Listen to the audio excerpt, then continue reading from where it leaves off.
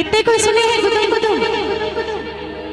इस गाने पे डांस तो बनती है, सभी को डांस करना है। पीछे तो कर रहे हैं हमारी बहनें माताएं हमारी बैठी हुई, और शुक्रिया यहाँ पे बैठी हुई हैं। आपको भी बैठे बैठे डांस करना है, कीजिएगा ना? चलिए क्या बात है।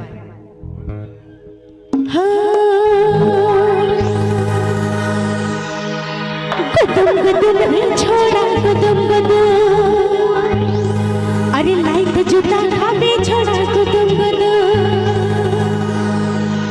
अरे गुदुम गुदुम ही छोड़ा गुदुम गुदुम, अरे लाइट जूता खाबे छोड़ा गुदुम गुदुम।